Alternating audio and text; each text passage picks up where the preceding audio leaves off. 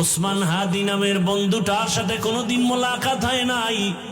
ও আল্লাহ, কিন্তু একটা পশু কেউ যদি আক্রমণ করে পশুর উপরে সহ্য করা যায় না, আর সেখানে একটা তাজা প্রাণ চলে যাবে। আয় আল্লাহ, এটা অন্তরকে মানানো যায় না। আয় আল্লাহ তাআলা, আপনার কুদরতের ফয়সালা। আয় আল্লাহ, আজকে শুনলাম তিনি দুনিয়াতে জিন্দা নাই। আয় আল্লাহ, তাকে শাহাদাতের মর্যাদা দান করেন। এরকম আমার কলিজার যত যুবক, তাদের নিরাপত্তার জন্য আপনি কুদরতের দরজা খুলে দেন রে আল্লাহ। আমার যুবকদেরকে দিনের খাদেম বানায় দেন। আয় আল্লাহ, প্রত্যেকটা যুবকের দেশের জন্য আপনি ঢাল বানায় দেন। আয় আল্লাহ, কত যুবকের কথা শুনলে কলিজাটা ঠান্ডা হয়ে যায়।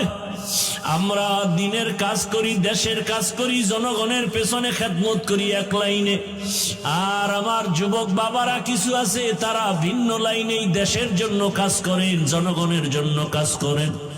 আয় আল্লাহ, দেশের দরদি, জনগণের দরদি, দ্বীনের দরদি যারা, কুদরতে তারা তাদের হেফাজত করেন। আল্লাহ, আপনি ছাড়া আমাদের আপন কেউ নাই,